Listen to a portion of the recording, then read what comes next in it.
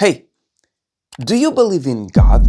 I know that this might be a very personal question, and I don't really want an answer, but I do know that if you do believe in God, you must have your reasons. Them being an intellectual argument that made you change your mind, or even some personal experiences that happened to you and that made you believe in such a powerful being or idea. So today I will be ranking and explaining every argument for the existence of God in a tier list, from most convincing to least convincing, as well as giving some counter-arguments and a brand new argument that has never been talked about.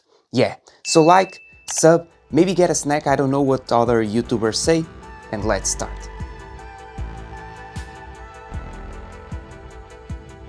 Kalam's cosmological argument. Everything that happens has a cause. The universe happened, it began to exist, so it must have a cause. Since the universe is everything, every cause resides in it, there must be an uncaused causer, something that caused everything without the need to be caused. And the only thing that would be able to do it is God. Therefore, God must exist. I know it's a lot of caused and causer, but it's very simple. You agree that everything happens because of something. If you fall, it's because you slipped. If you slipped, it's because someone cleaned the floor. Someone cleaned the floor. It's because it was dirty, so on and so on. And the thing is, you could go backwards on that stream of causes until it eventually reaches the Big Bang, the first thing to ever happen, the causer of all the causes, the place where everything came to be and to be caused. But the thing is, what caused the Big Bang? Until now, for what we know, everything was created in the Big Bang, time, space, matter, but the question still remains, how were those things created? Pop from nothing? Well, that doesn't seem right. How can nothing create something? So the explanation needs to be that a being which is timeless, spaceless, and immaterial had to create it all.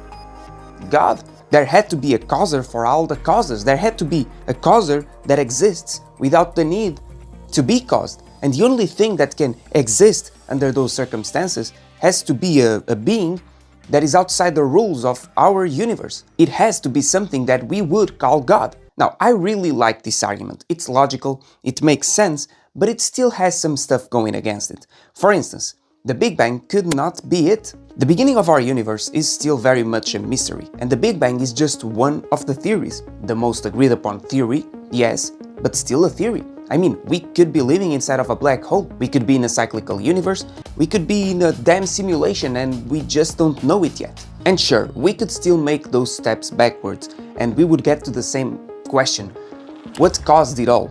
But linking that question to only the Big Bang itself doesn't really work, because it could be so much more. And also, we are just ignorant. We don't know stuff. We know nothing. Why does everything need a cause? Maybe causes are just our human way to make sense of it all. Maybe logic is the way we found through evolution to better survive. And logic doesn't need to be something that reality needs to hang on to make sense. I mean, these streams of causes are based off of time. Something happened beforehand. But like, time itself is so weird and still such a mystery that its relation with causes could be something that we don't fully get yet. I mean, look at a black hole. Time essentially freezes there in relation to stuff that is outside of the black hole. The fuck? If you could move at the speed of light, time would also freeze for you in relation to those who were going slower than you. So time and its possible relation with causation is still not fully understood. Still, I really like this argument. I don't think it's the best of the best, but it could make some atheists think for a bit. So yeah, great, but not amazing tier. Pascal's wager. Logically, it's better to be a theist than an atheist. Yes. Well, this one is more of a logical argument than anything, but it's a very simple one. So let's imagine a table. Here, you can either be an atheist, for you God isn't real, or you can be a theist, God exists. And having in mind these two worldviews, there are two possible realities. Either atheism is correct, or theism is correct. Either God doesn't, or he does exist. And with this now we can complete the rest of the table. So if you are an atheist and atheism is correct, you will essentially gain nothing for the rest of times upon your death. When you die, you just turn off and that's it. And if you believe in God and God doesn't exist, you will also gain nothing for the rest of times. Upon death, again, just like the atheist, you will die and just turn off and that's it. Now, if God exists, things change quite a bit, because if you're an atheist and God exists, when you die, then that means that you may lose everything for the rest of times. You can go to hell or worse. Whereas if you believe in God and God exists, you may gain everything for the rest of times. You'll be ascended or you'll go to heaven or something like that. Meaning that if you're an atheist in this table, you either draw or lose forever against the person who believes in God. But if you do believe in God, then you either draw or you win forever against the atheist. So logically, and comparing the two, it's better to believe in God than to not believe in God, because this way you will always draw or win, but never lose. So believing in God would always be the best option. However, even if this seems to make sense, and it does, I don't really think it is the best argument. Does it work for you? Cool.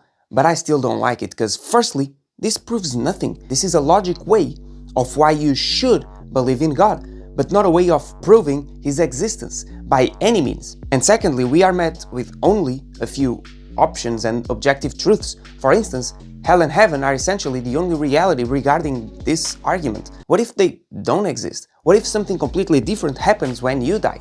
Which might be the case. Then this argument just stops working. Or let's even say that hell and heaven exist. But what if you believe in God, but you're a bad person, and you go to hell? And what if being an atheist doesn't really mean a lot when it comes to having eternal life? You could be an atheist, be a good person, and you go to heaven. The rules are unknown. So it's a lot of what-ifs that expand this argument in other ways of thinking, making it, by nature, very incomplete. So because of that, I will place it in the weak tier. Ontological argument. And still on the logical mind arguments, let's discuss one that is a little bit more complicated. I mean, a lot more complicated, but it's still cool. Stay with me. I mean, it took me some time to understand this one, not gonna lie, but it can be easy. Firstly, let's lay out some rules, okay? So we can agree that something that exists in reality, like in this physical world that we call reality, is greater than something that only exists in the mind, than something that we imagined. Let's say that I imagine a spider and I see a spider. In the hierarchy of importance, we can all agree that the real spider that I saw means more than the imagined one, right? If you were to give a more important prize, it would go to the real one rather than the imagined one. That's why stuff such as schizophrenia is considered a disease, because those people are just imagining bad things, they don't actually exist for the rest of us. So summarizing, reality, physical reality, is better and greater than imagination, because imagination is, well, self-centered. It only exists in the mind of the person who is imagining it, and not in the real physical world for everybody else. We all agree until now, right? Reality greater than imagination. So now let's put God in the equation. Let's say that I tell you to imagine the greatest possible being, God. And by the rules we set, we know that the greatest possible being is something that exists in the mind, yes, but it needs to exist in reality, because reality is greater than imagination. The greatest possible being needs to exist in reality, otherwise he is not the greatest possible being. So let's say I ask you to imagine God, the greatest possible being to exist. By you doing it, you only have two options. Either you are able to actually imagine God, or you are not. Almost burped. If you do, then that being must also exist in real life, because real life, again, is greater than imagination. So if you imagine the greatest possible being, he needs to exist in real life, otherwise, he is not the greatest possible being. Therefore, he has to exist. And if that being that you imagine doesn't exist in real life, then he is not the greatest possible being. Because again, the greatest possible being needs to exist in real life, and if it doesn't, then you failed to imagine it. So the moment you were able to actually imagine God with all of its grandiosity outside of space and time, then God must exist. Otherwise, you were not able to imagine God, the greatest possible being. This is a very cool argument. I like it conceptually. But to prove God's existence, well, that's where I don't really like it. I mean, sure, this makes logical sense. But what if you just can't imagine God? What if it is impossible to imagine the greatest possible being? What if he is unimaginable? I mean, you can't imagine the size of a galaxy, for example. It's too daunting for our human brains to grasp, and they exist in reality, so why would we think that we would be able to imagine God? Something that is infinitely more daunting than a galaxy in every possible way. Now sure, not being able to imagine God doesn't prove that it doesn't exist. We also can't imagine galaxies, and they do in fact exist, but I think that makes this argument a little bit questionable. On another note, what if it just doesn't exist? Then this argument would also not make sense. You would never be able to imagine the greatest possible being, you would never be able to imagine God, because it doesn't exist. The fact that you can picture it in your mind or not is irrelevant to its existence status, because that being just isn't real. So as much as I like this argument when it comes to a mental exercise, I don't really think it proves a lot of things, and I'm placing it in the weak tier. The moral argument. Okay, so let's say that I go outside in a completely random day and I decide to, well, kill a baby. What would you think of it? Bad, right? If you ask anyone in this planet outside of like psychopaths, killing a baby would be a bad thing to do. And now let's say that I, instead of killing a baby, look to my side and I see an old person on the ground and I help that old man get up. Again, everyone can agree that that action was a good thing to do. These two actions, the bad one and the good one, didn't need any subjective thinking to get the status of good and bad. They, inherently by themselves, are good and bad. Everyone can agree. So if things can be by themselves, good and bad, there must be something that gives them that status. Well, it isn't us, of course, we just judge them. So the maximum authority that dictates that those things are good and bad must be God. The highest place in the hierarchy of moral decisions, the dictator of what is good and bad, the one which created morality. Because as we can see, morality isn't a subjective reality, but an objective one. Morality exists regardless of our opinions. There are bad things and there are good things, and there must be a place where morality came from, where those objective realities came from. In this case, God. And sure, this could make a lot of sense, and it does to a lot of people. It is a very used argument, but I don't really like it that much because in my opinion morality can really just be subjective. There is a chance that morality only exists because we created it, and more, it is changeable through time and through different cultures. And adding on, maybe God isn't even moral, or what we would call a moral being through our lenses of our nowadays society. And let's start with that. Why would God be moral? Why would he have a morality system? Have you seen the amount of suffering that goes around in our world, from earthquakes to wars, rape, and even suffering that we don't see, like animals being eaten alive in the middle of the forest, or a deer getting stuck in the mud and dying? Why would he allow such things? Could it be for the greater good? Sure, but those things are still bad in our eyes. And if God is all powerful and all good, why would he create a world filled with so much suffering? On another note, morality could just be something that we created, or better saying, could be something that our species evolved to do, to be moral. Or let's say even better, evolved to do things that promote the survival of our species and that we later called those things morality. Us humans, as I already talked in previous videos, are super social beings, one of the most social beings ever. So the humans which were more social and that promoted a peaceful society without killings, without thefts, without disrupting the functioning of societies, without promoting suffering, survived. And those who weren't accepted on those societies because didn't have those behaviors died. So we evolved to thrive in societies, to make choices that promote the functioning of a group of people. And maybe we just call those behaviors that promote the functioning of a group of people good, and the behaviors that didn't promote the functioning of a group of people bad, like killing and stealing and stuff like that. And to make it more obvious, morality isn't even static. It actually changes through time and through different cultures, depending on what behaviors promote the functioning of said society. Like back in the Viking days, it was considered to be a good thing to walk with the head of your dead enemy wrapped around your waist. If you did that, you were respected. Is it badass? Sure, but try doing it nowadays. Something that was considered good is now bad, horrific really. Just like slaves, being fat, or not brushing your teeth. So good and bad things evolve and change, not being static, meaning it's not objective.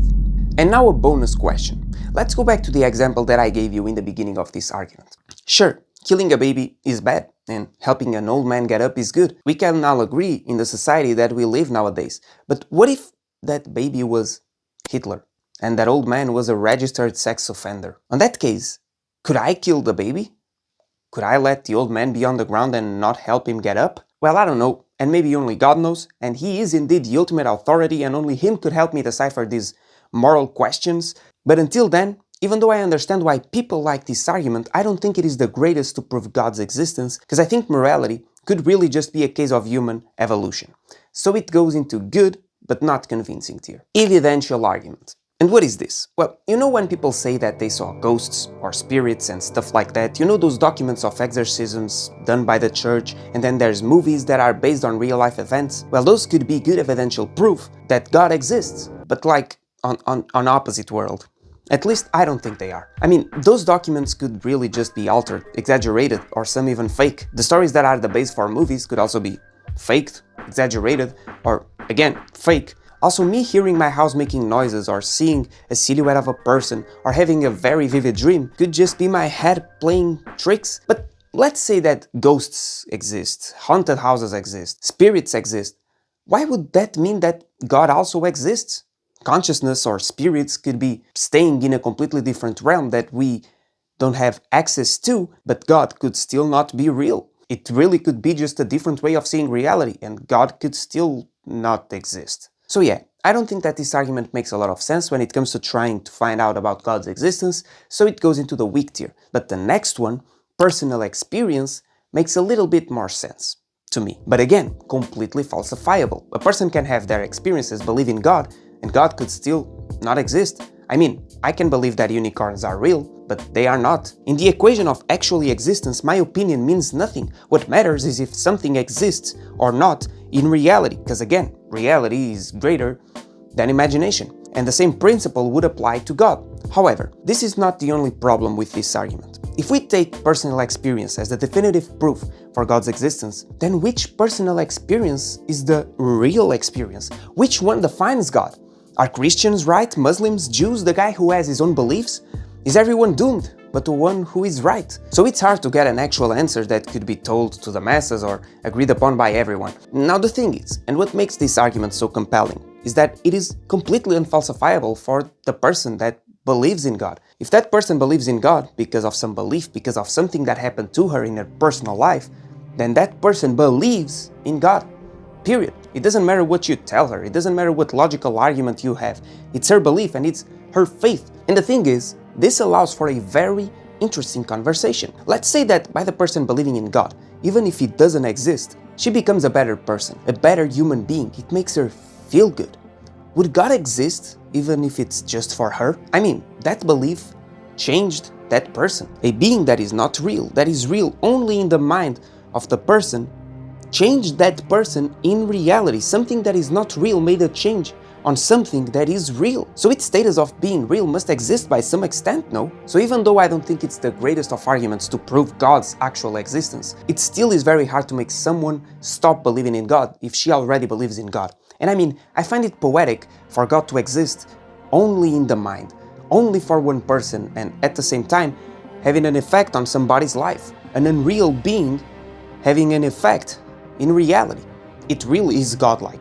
So it's a good but not convincing tier. The teleological argument, or the fine-tuning argument. The fact that the world is too perfect, too complex, too beautiful to just be here by chance of destiny. When you look at a car with all its complexity and the electric circuits and the wheels turning and stuff, how do you think that it got there? It surely didn't pop into existence, right? Someone who is intelligent had to build it, otherwise it couldn't exist. Same train of thought goes to houses, computers, so why doesn't the same principle apply to our universe? Like, the universe is where everything resides. It's the most complex of things, so why doesn't it also need an intelligent creator behind it?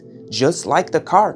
Why would it just pop into existence? How could it just pop into existence? And that's what this argument says. Our universe, since it's so complex, so intelligently built, it needs an intelligent creator, otherwise it couldn't exist. Have you ever stopped to think about how incredible all of this is? How galaxies perfectly dance with each other, how planets can be in precise positions to have liquid water, and by consequence even life. Life that is ruled by DNA, something that we are yet to even understand how it works, like we are coded by some biochemistry. How amazing is that? And then the way how our bodies work, from chemical to physical reactions, from the digestive system to cells, to the fact that women can grow literally humans inside of their bodies, to even our thoughts, everything working in perfect alignment. It seems so weird for it to just be here by chance, to just pop into existence. How does that make sense? Again, a car just doesn't pop into existence, so why would we believe that we did? But okay, let's say that we just happen to exist. Even then, the likelihood of the constants of the universe being the way they are is so ungodly small that it just doesn't make sense for it to happen by chance. For instance, if the force of gravity were to be altered in the slightest of bits, life just wouldn't exist. If it changed a little bit for more, stars would burn faster and life couldn't develop. And if it changed a little bit for less, then galaxies, stars, planets wouldn't be able to form. In the Big Bang, if the expansion of the universe started a fraction of a second later, it would have expanded too much and life wouldn't be here.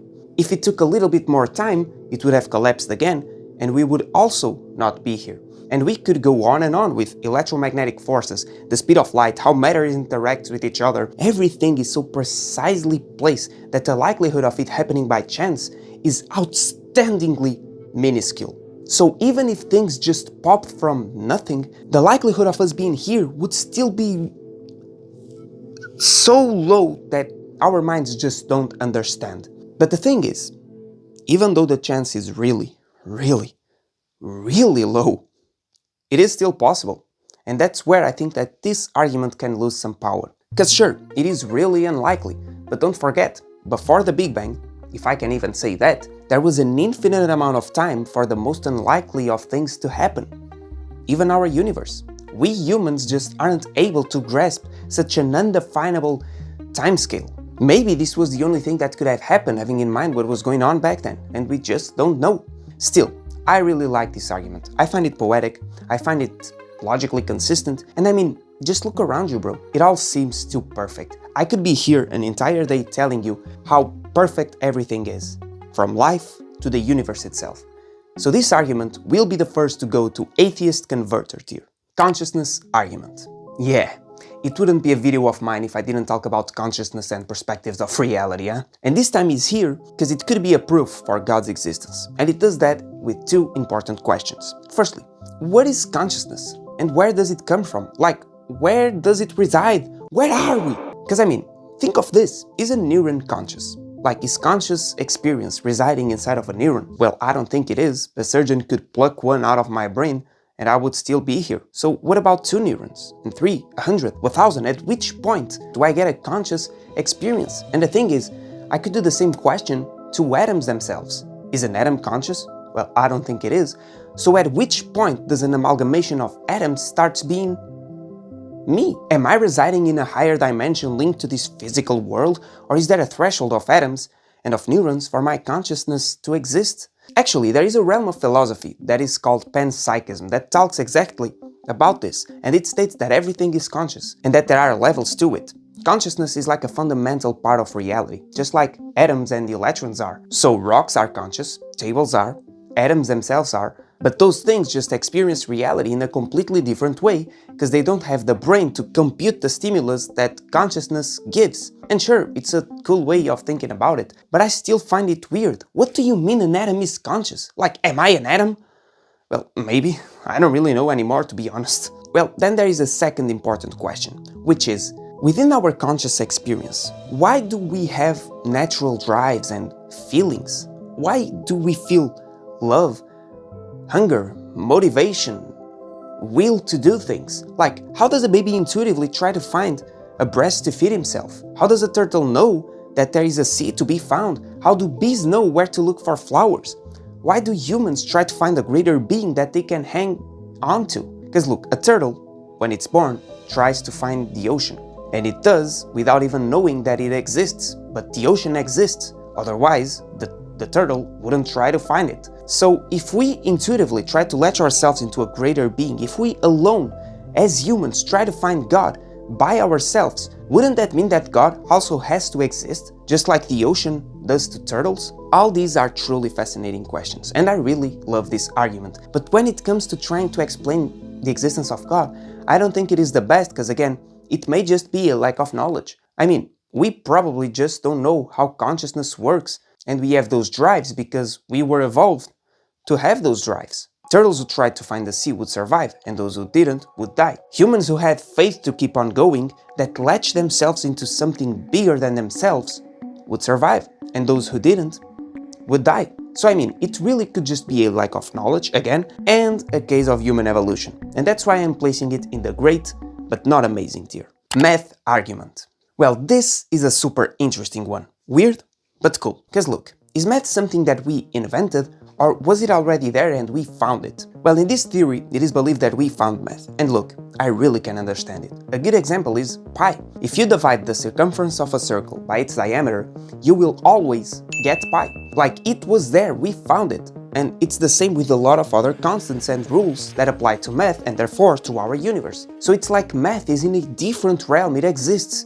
Not only in the mind, but it shapes our world. It's like everything can be defined by math. But what fascinates me more is that, well, there probably is a finite amount of things in our universe. I mean, we came from a single point, the Big Bang, a finite point in space and time. So that means that in our universe there is a chance that there is a finite amount of things. But math is infinite. Again, pi, for instance, is infinite. You could go on and on forever and there would always be more numbers. So like a finite object, a circle, can be defined by an infinite number, pi. This just breaks my mind, man. And I honestly don't have a lot to counter-argue with, but maybe math is just a way we found to describe the world we live in. Maybe it doesn't really mean that something greater is behind it. It's just a way of giving sense to stuff. Atoms are a fundamental part of reality and God doesn't exist because of them, so why would math be any different? So I'll place it in the good but not convincing tier. My voice cracked. Contingency argument. Well, we've reached one of my favorites. Yes. Answer me this. Why is there something instead of nothing? It might seem like a silly question, but it really is not. Like, why am I here? Why am I speaking? Why am I thinking instead of nothing? Is God the reason? Well, it could be, but I think that this question goes far beyond that. I will make a video more deeply about this topic, but this duality is just so interesting to me because, well, for there to be no thing, for there to exist such an idea of something not existing, stuff must exist. Otherwise, we would have anything to compare the nothing to. For nothing to exist, something has to exist. And where does God fall into this talk? Well, maybe God is exactly the scale. Maybe God is the nothing and the something. Maybe God is both of those ideas while being the thing that allows them to exist. Because only a being beyond our comprehension could make something exist instead of nothing. Because only He would be able to allow that duality. Again, I really like this argument. It's simple and I think it's almost unbeatable. Because again, the fact that there is something instead of actually nothing, and I'm not talking about a black space, but the idea of nothing existing, not even the word existing, is not only confusing, but ultimately daunting. Atheist converter tier. Seek and you shall find. And now we've reached the last one. And I have to admit something. This one might be my favorite because I kinda made him up. I know, upload later. Well, maybe someone came up with it or something like that. I don't know. I thought of it before trying to find it, so it's my argument. Well, this one uses a little bit of the logic behind the contingency argument. Well, let's dive in. Seek and you shall find. Yes, I know, stupid. Of course that if you try to find God, you will find God. You'll see patterns in everything, your mind will be shifted towards an objective that is only in your mind. So you will find God if you try to find it, which is illogical. It would be the same as someone who is in a house and then people tell that person that the house is haunted. Then that person will try to find every little thing that makes that house haunted. The weird noises, the feeling of the house, the fact that some places are colder than others. And that person would get to the conclusion that the house is haunted even though it isn't. Not to mention that trying to find the answer as the premise is just, well, unscientific and illogical. You can't base your finding in your answer. For stuff to make sense, you have to base your answer in whatever findings you have. So finding only when you seek makes absolutely no sense. But for me, that is the reason why this argument is so compelling. Because think with me, God has to be something great, no? Something outside of our comprehension. Something that encapsulates every realm of our universe, meaning that God must not only be a logical being, but He needs to be logical. God must be something that can't be described by only logic itself. Maybe God needs to be logical too. Maybe for us to truly understand God, we need to turn down our logic minds and embrace illogical thinking. Because maybe God is both. So using an argument that is in its core so illogical is the only logical thing to do, to make us understand and find God. Because God might be everything, even illogical reasoning. Now, as I said, I really like this argument because, well, it's mine. But I do have a very strong counter-argument to it, which is that I am using logic to treat an illogical argument. I'm trying to put logic in illogical thinking, which is, and I know, a little bit contradictory, and not that logical, which makes this a big mess. But I still like it, and if you think of it with an open mind, I'm sure you'll like it too. Because it really is a very simple argument. If God is everything, then he must be logical thinking, but he also needs to be illogical thinking. Atheist converted here. So now, before I end the video, what do I think about all of this? What is my stance? Well, I don't know.